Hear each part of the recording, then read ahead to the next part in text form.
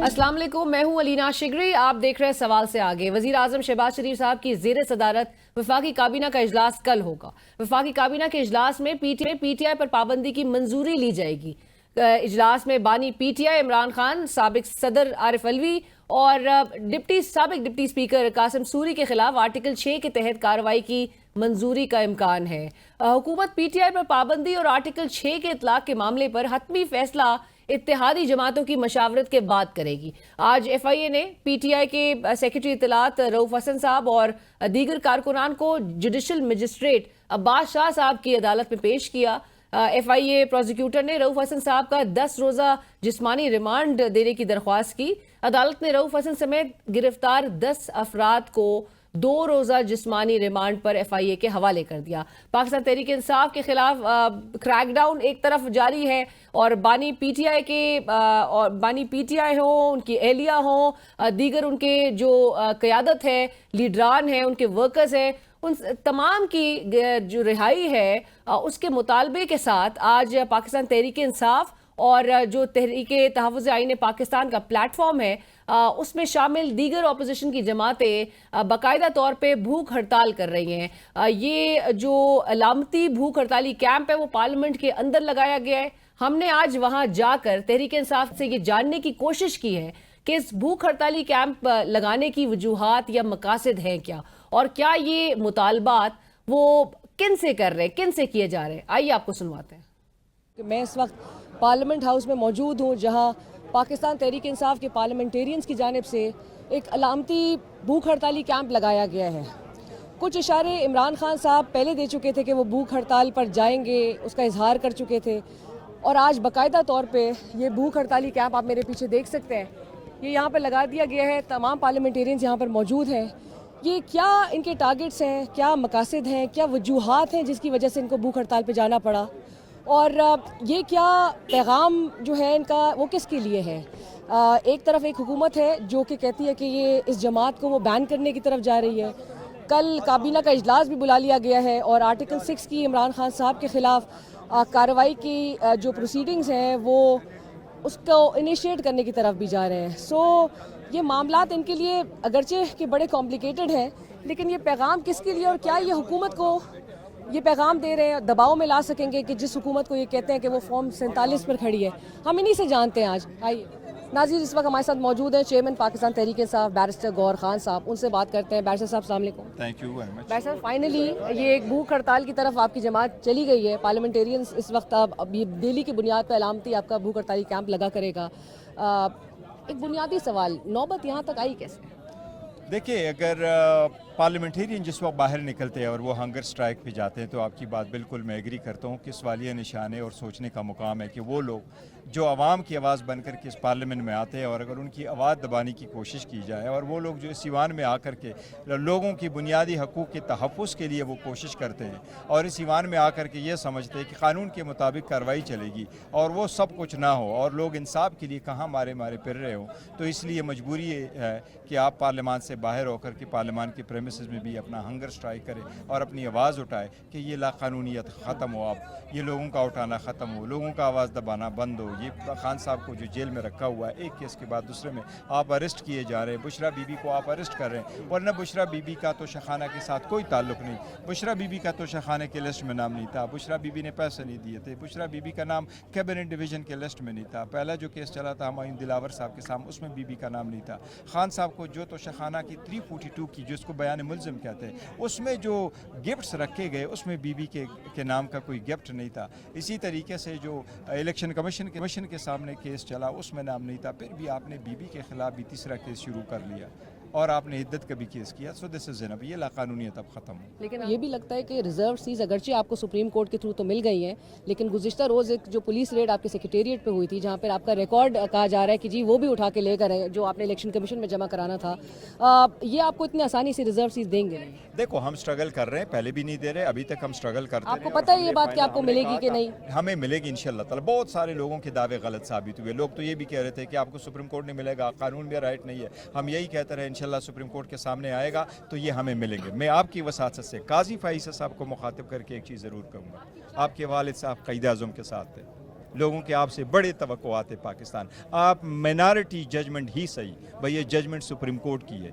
इसको इम्प्लीमेंट कराना, इस पे मनवान अमल कराना आपकी आईनी और कानूनी जिम्मेदारी है, और हम देखते हैं आप ये कानूनी जिम्मेदारी कब तक निभाएंगे। सो आप जो एक खबरें हैं कि रेफरेंस भी चीफ जस्टिस साहब के हवाले से या किसी जज के हवाले से आप लेकर आ रहे हैं। देखो, चीफ जस्टिस काजी फैसल साहब के खिलाफ कोई रेफरेंस नहीं आ रहा, उसके थोड़े से दिन रह गए। अलबत्ता खान साहब ने एक लेटर लिखा ज़रूर है, और वो खान साहब ने एक कमेटी को लिखा जिसमें 3 ही जजेस हो, और उन्होंने यही कहा कि आप मेरा केस न सुने। किसी जज को ये कहना यह उसका कानूनी आईनी हक है कि आप मेरा केस न सुने, स्पेशली खान साहब के केस में, क्योंकि 5 मेंबर जजमेंट आई थी और उसमें जजेस ने कहा था कि खान साहब के केसेस काजी साहब नहीं सुनेंगे बसद एहतराम उनके, चूँकि ये उसके खिलाफ उन्होंने रिव्यू नहीं फाइल किया था, वो फाइनल हो चुका है, तो इसलिए मुनासिब नहीं है कि वो खान साहब या खान साहब से रिलेटेड वाले केसेस सुने। आखिरी सवाल, गौर साहब, चीफ जस्टिस साहब को आपने पैगाम दिया, रिव्यू जो पिटिशन गई है हुकूमत की तरफ से मखसूस नशिस्तों के हवाले से, अभी उसका फैसला डिटेल्ड वर्डिक्ट सामने नहीं आया। आपको हैरत होती है कि काजी साहब अपने डिफरिंग नोट में इस बात पे इंसिस्ट करें कि ये अगर हमने हुकूमती रिव्यू पिटिशन की तरफ नहीं गए तो ये निगेट करेगा बेसिक फंडामेंटल राइट। देखो, सबसे पहली बात यह है कि इवन काजी फैसल साहब ने पाकिस्तान तहरीक इंसाफ के हक में फैसला दिया है, और उसने एक्सेप्ट किया कि पाकिस्तान तहरीक इंसाफ एक पॉलिटिकल पार्टी थी और पॉलिटिकल पार्टी है, लिहाजा काजी साहब का ये फ़र्ज़ बनता है कि उसको तो इम्प्लीमेंट करवाई, इवन अदरवाइज भी जिस तरह मैंने पैगाम दिया है। लेकिन उसके बावजूद रिव्यू फाइल करना जो रिस्पॉन्डेंट थे उनका हक है, लेकिन रिव्यू में केस सेटिस्फाइड नहीं होता, और जब तक केस सेटिस्फाइड नहीं होता तब तक इम्प्लीमेंट कराना लाजिम है। ये सुप्रीम कोर्ट ने पहले भी किया। और आप साहब अस्सलाम वालेकुम। जी वालेकुम। उमर साहब, बाकायदा तौर पे अलामती भूख हड़ताली कैंप लगा लिया गया है, आप वजूहात जानना चाहेंगे, मकासद जानना चाहेंगे, और ये पैगाम किसके लिए? बिस्मिल्लाहिर्रहमानिर्रहीम। बहुत शुक्रिया लीना साहिबा, आप इधर पार्लियामेंट हाउस आई हैं, इसको कवर भूख हड़ताल करके फिर आप इस हुकूमत को कैसे दबाव में लाएंगे कि जिसके पास ये इतनी कैपेसिटी ही नहीं है? देखिए जी, सबसे पहली चीज़ होती है एक अलामती भूख हड़ताल, और उसके बाद इंशाल्लाह हम लोग जो वज़ीर-ए-आज़म इमरान खान साहब जब बात कर रहे थे कि मैं भूख हड़ताल करूँगा, मैंने हाथ जोड़े उनके पटियाला जेल में, मैंने कहा सर आपने नहीं करना, हम हैं, हम जिंदा इंशाल्लाह हम लोग खुद करेंगे, और इसको हम लोग आगे लेके जाएंगे। तो ये एक वसी पैमाने पे भी की जा सकती है? जी, जब उनका इशारा आएगा हम लोग पूरे पाकिस्तान में करेंगे। तो ये एक मूवमेंट बन सकती है? बिल्कुल मूवमेंट बनेगी इंशाल्लाह। भूख हड़ताल हमारी एक मूवमेंट है, पीस मूवमेंट है। ये मुतालबा जो आप कर रहे हैं या ये पैगाम जो आपके भूख हड़ताली कैंप से जा रहा है, ये उन्हीं कुव्वतों के लिए है जिनका आप समझते हैं कि जिनके पास इख्तियार आते हैं। मौजूदा हुकूमत तो आप खुद कहते हैं कैपेसिटी नहीं है, हल नहीं कर सकते, और फॉर्म 47 पे अगर खड़ी है तो वो तो नहीं, आपका फिर मुतालबा उन्हीं से? नहीं, हमारा मुतालबा इस हुकूमत से भी है, हमारा मुतालबा जो लोग सुन रहे हैं, जो सुनना चाहते हैं, सारों से हमारा है कि जी जो पाकिस्तान की आवाम के सामने हम लोग अपना केस रख रहे हैं, और आवाम खुद डिसाइड करेगी, और इंशाल्लाह ताला आवाम खुद आप देखेंगे निकल के वो करेंगे, बिल्कुल होगा, खुद ही होगा। उमर साहब, भूख हड़ताली कैंप और भूख हड़ताल पे तो आप जा चुके हैं, लेकिन जहाँ पर आपने भी जिक्र किया कि एक बाकायदा तौर पे क्रैकडाउन आपकी जमात के खिलाफ वो लॉन्च हो चुका है, आपके लोग उठाए जा रहे हैं, पुलिस रेड गुज़िश्ता रोज़ रऊफ़ हसन साहब, दीगर आपके जो वर्कर्स हैं उनको उठाया जा रहा है, तहरीक इंसाफ को बैन करने की तरफ आ रहे हैं। कल काबीना का इजलास बुला लिया गया जिसमें आर्टिकल 6 की कार्रवाई इमरान खान साहब के खिलाफ, उसको इनिशिएट करने की तरफ ही आएंगे। सो इतना कुछ मूव कर रहे हैं, आपके पास काउंटर स्ट्रैटेजी क्या है सर इसकी? हमारे पास एक सबसे अहम चीज़ ये है जी कि जो इस वक्त की हुकूमत है इनके पास कोई मॉरल अथॉरिटी है ही नहीं, ये ख़त्म हो चुके हैं। और जब आपका DG ISPR आके जो प्रेस कॉन्फ्रेंस कर रहा था, वो प्रेस कॉन्फ्रेंस एक इंफॉर्मेशन मिनिस्टर, एक आपके इंटीरियर मिनिस्टर या फाइनेंस मिनिस्टर की प्रेस कॉन्फ्रेंस थी। तो DG ISPR जो कि 3 स्टार जनरल है, उसने अपने आप को एलिवेट करके प्रमोट करके एक फेडरल मिनिस्टर बना दिया। अच्छी बात, चलें वो सामने आ गए, और उसने कहा जी कि ये तीनों फंक्शन जो हैं वो तीनों हैट्स मैं खुद पहन लेता हूँ, बड़ी अच्छी बात है। इसका मतलब है कि जो हुकूमत है वो तो कोलैप्स कर गई है ना, वो इस जोगे हैं नहीं कि वो आके बात कर सकें। और आपको डिजिटल दहशतगर्द भी करार दे दिया गया है, आपको सियासी माफिया भी करार दे दिया गया है। जी वो भी, और सबसे बेहतरीन बात यह है सारी चीज़ में कि उन्होंने खुद जो चार्जशीट पढ़ी है वो इस हुकूमत के खिलाफ चार्जशीट है। कैसे साहब, अस्सलाम वालेकुम। वालेकुम सलाम। सर ये क्या वजूहात हैं और भूख हड़ताल तक आने की ये नौबत आई कैसे?